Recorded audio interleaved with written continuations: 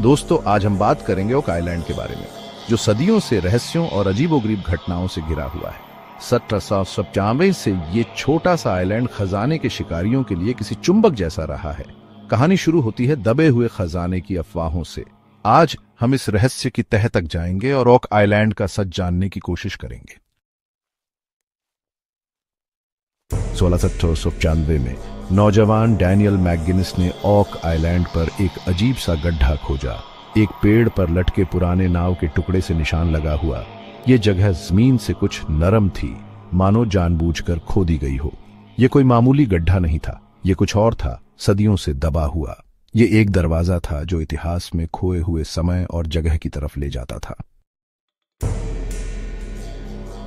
खजाने का लालच बहुत ज्यादा था और खुदाई शुरू हो गई। हर फावड़े के साथ उत्साह बढ़ता गया। उन्हें लकड़ी के तख्तों की परतें मिली जो आइलैंड की गहराई में दबी हुई थीं। लेकिन जैसे जैसे वो खोदते गए, उन्हें एहसास हुआ कि वो अकेले नहीं हैं। ओक आइलैंड के बीचों बीच एक रहस्यमयी जाल ने खुद को दिखाना शुरू कर दिया। खुदाई 30 फीट गहरी हो गई और उन्हें पानी मिल गया। पूरी तरह से पानी भर गया। ऐसा लग रहा था जैसे आइलैंड अपने रहस्यों की रक्षा कर रहा हो। उन्होंने पानी निकाला, हार मानने से इनकार कर दिया। लेकिन जल्द ही उन्हें समझ आ गया कि वो किसी इंसान के बनाए हुए चीज से लड़ रहे हैं। एक नाली समुद्र की तरफ जा रही थी। ये एक चेतावनी थी। ओक आइलैंड अपना खजाना छोड़ने वाला नहीं था। साल बीतते गए और ओक आइलैंड ने अपना खजाना देने से मना कर दिया। 19वीं सदी में खुदाई करने वालों को इंसानों के अवशेष मिले।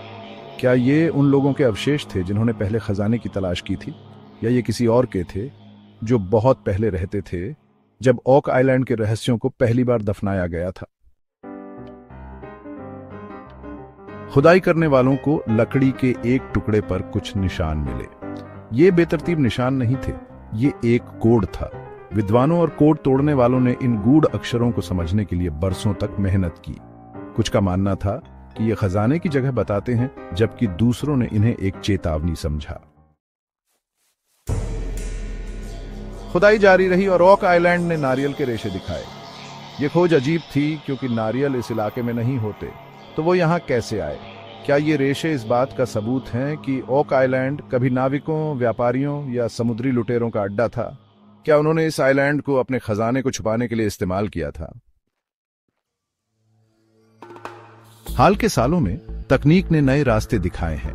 पानी के नीचे की खोजों से समुद्र तल पर इंसानों के बनाए ढांचे और सोने चांदी के निशान मिले हैं।